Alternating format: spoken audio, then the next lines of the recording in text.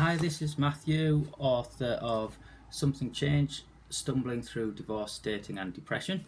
And this evening, well, first of all, excuse me, I'm absolutely sweltering to death here, so I'll probably be wiping my forehead as I go. But it's a pleasant change when you're in England to actually feel the sun for longer than an hour or something. But anyway, yes, so this evening I'd like to speak a little bit about men's mental health. Now, I've been part of I've been very lucky to be part of a campaign by the brilliant Time to Change, aimed specifically at encouraging men to speak about mental health because it's something we're not very good at. Um, and it's called Being Your Mate's Corner. I said very lucky to be involved in the launch of that with my very good friends Craig and Simon, who very supportive to me when I wasn't well.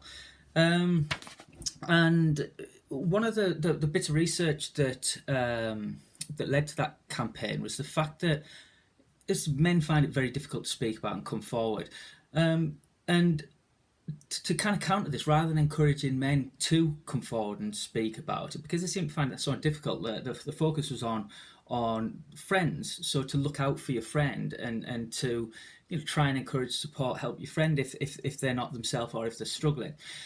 And I think that's really important and powerful thing to do, because we encourage a lot about talking and speaking about mental health, which obviously I'm trying to do my bit to do. But that's only half the battle, because ultimately a big, huge part of it is making sure that people feel comfortable and able to listen and to talk about it. Often we're scared that we might say the wrong thing, or we're just scared the fact that how do you deal with someone that's got a mental health problem, or that's very difficult if you speak with someone to be encountered with that reaction. It shuts down conversations. So yes, it's obviously very important to be able to talk, but that's not going to really happen until we have normalised conversations around mental health and people don't feel so uncomfortable to hear about it. Because the thing is, and particularly as men, I think we just don't, you don't consider mental health or the possibility of struggling with your mental health until it happens to you. I know I certainly didn't, and when it does, it's, I say it's too late, but it's terrifying because you have no idea what is happening, where to go for help. And so normalizing these conversations will, it is very, very important. And I've got some statistics that back up why it's so important. In 2014, 4,623 men took their own life in the UK. And that's 12 men every single day, which is 2 every single hour. And of all deaths in the UK, of all suicides in the UK, 76% of those are men, despite the fact that depression is more commonly experienced by women. Disproportionately, it's men that commit suicide.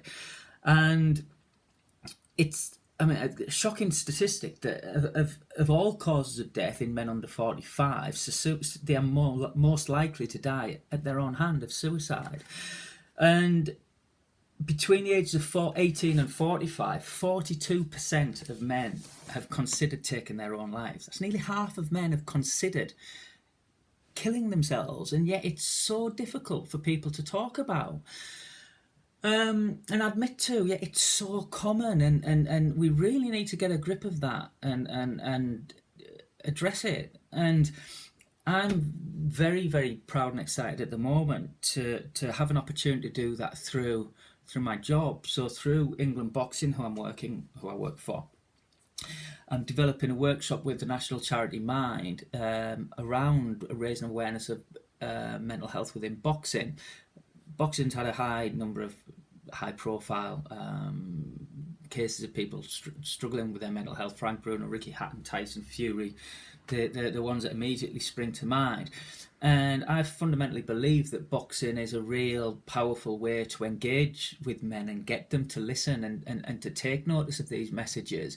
Because if it can happen to those men who made their names, their fortunes, their careers from dominating physically and knocking out other men. If it can happen to those tough, strong guys, it can happen to anybody. So I feel very privileged to be in that position, to be able to encourage more and more men to be aware of and think about mental health through boxing. And I also believe very passionately that boxing is a tool not just to help people within boxing, but outside of boxing as well, because in particular in terms of being a man and masculinity, I think much defines that as visibly maybe as boxing does, in terms of these ideas of what it means to be a man and the kind of ideas that need challenging. And if boxing can do that, there's no reason why other areas of society can't do that too. So there's my thoughts for the evening. I'm off to kind of mop my brow and cool down a bit, and I'll speak to you all again soon. Bye bye.